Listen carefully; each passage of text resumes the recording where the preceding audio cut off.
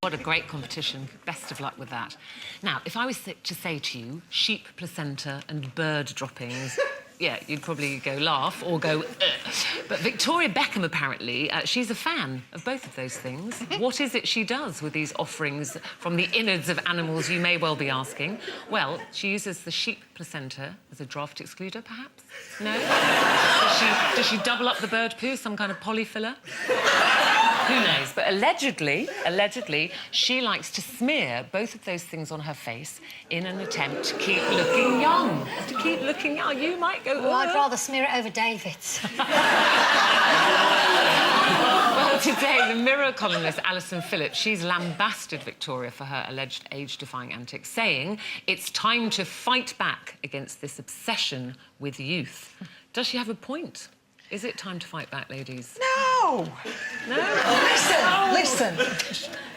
If it's there, I'm going to use it. I don't care. As long as it doesn't smell like bird poo.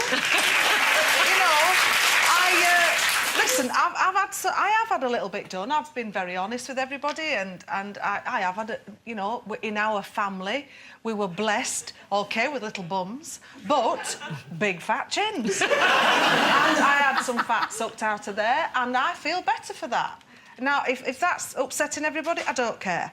So, and I've also had my eyes done to make me look like I'm not asleep most of the time. Because I wasn't blessed with great genes. Apart from a little bum and my long legs. So, yeah.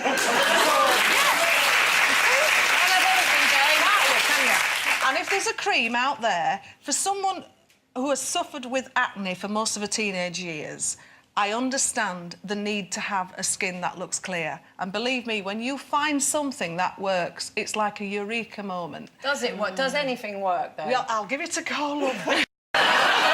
Get the sheets going. I just say, when did it become a crime for women to get older? It just seems that nobody's allowed to think, well, she's aged. Yeah. Well, yeah, I'm 52. This is a 52-year-old face. That's what happens. This is what happens. Yeah. Take a look, kids, be warned. It is. This is what happens. Isn't it? But, you know, 52. it's... Oh, thank you very much. Oh, it You do. It's all makeup and mirrors. You don't need it. But You're getting on my nerves now. You don't need to say it's good for 52. For 52? No, not it. Your face isn't good. It's you know, she's That's looking... her name. No, just that her face is a good face for 52. Thank you very much. Yeah, talking about your face as a specimen. But I just, you know, I think there is... a marvellous one it is. Yes. I think there is an obsession, particularly for women, and a great pressure to look younger all the time. And I say, what? There are women now, or girls in my eyes, who are in their late 20s who are having all these fillers when they're 25. And by the time they're 32, they look odd. And, you know, your face is supposed to have some creases. Have you had anything done? I honestly haven't. Look, that's why I have a fringe. Look at those. Hideous, aren't they? Oh. But listen, this is not to say I don't look in the mirror every morning and go, oh, God, look at those. Oh. And when I see those awful photographs of me that are captured out somewhere, splashed on the front of magazines, you know, I want to run to the surgeon's table, believe me. But I stop every time. Eamon's very happy and, you know, I just think this is what my face is supposed to look like. And there's more pressure when you're on the TV or, you know, in the career you do, Jane, it kind of people are always looking at you. I'm completely with you, Ruth. It's so tragic and it's so sad that... And it's not an obsession with looking young. I don't think it's about looking young. It's an obsession with not ageing, but that's what happens, and it's going to happen sooner or later. I don't care how many needles you put in your face. Eventually, you are going to look like an old handbag, and that's... You can try whatever you like. You can try the sheep's placenta. And I know all these stars that say, oh, I look like this because I put sheep's placenta on my face. No, you don't. It's just not possible. And this is a problem. It's a constant battle for women, especially of our age. And Lisa says to you, good face for 52. What is a 52-year-old face supposed to look like anymore? Like this. Compared to what? Compared to someone who maybe, you know, hasn't spent so much time in the sun or maybe, you know, has led a really sort of wild life. That's what shows on your face, and that's your life. That's the way you've chosen to look. Do you know what annoys me, though? I think there are too many celebrities who claim they've done nothing and they look terrific. I know. And then you say, you look fantastic. And they go, I've just inherited my mother's good genes. Yeah. But it's true, you should be allowed to keep it private if you have that stuff done. But these days, you can't, because everybody is obsessed with it. And I tell you, I struggle every day with the decision. Shall I have a facelift or shall I not? No, it's too late for me and Ruth, I think, to have needles put in our face.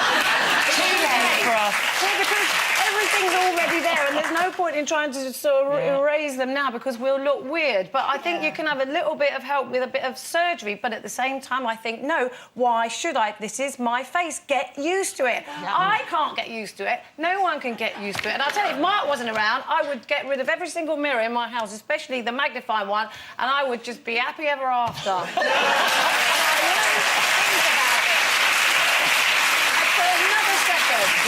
Would you rub bird poo in your face? I'd rub anything in my face. Anything you like. I'm with Jane on this. I'm like, if someone's gone to the trouble of inventing something that's going to hold back the ears and you can get it in a pot and bung it on, then that's fine. Do it.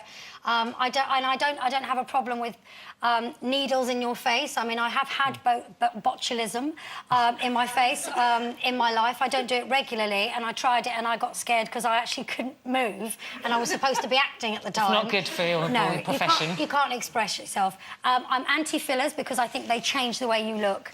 I'm definitely anti-cutting open any part of your body, your face, to change the way you look, because I think if you go to the extreme of having a medical procedure, an actual operation which you're supposed to have because you're ill, then I think you've lost the plot. But little bits of, if you want to bung bird's poo on your eyes and you want to shove something up your bottom or whatever it doesn't always change the way you look. It just makes you look a bit like you used to look. No, it doesn't. A little bit. If it's done properly, it does, because there are quite a few people out there who you know full well have had those little adjustments. They've had them. Now, they just won't admit to it. Yes, you'd know because I'm on the telly a lot. Like all of a sudden. And you couldn't come to work and go. No. I'm not going to have my neck attached to the top of my head. I'm not going to go that far. It would be a tiny adjustment. You see, it's not like a serious. You and Ruth and Lisa are all really getting on my nerves because you've got that lovely.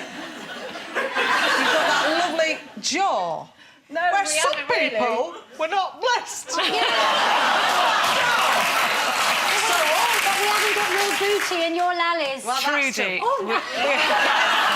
Trudy. Hello, Trudy. She said, I wish people would stop worrying about getting old. Life is too short. Not everyone is going to have the opportunity to get to that age, never mind experiencing wrinkles. So just enjoy your life. Yeah. Sharon says, I'm happy to put anything plastered on my face if it takes the years off. Placenta droppings, whatever, bring it on.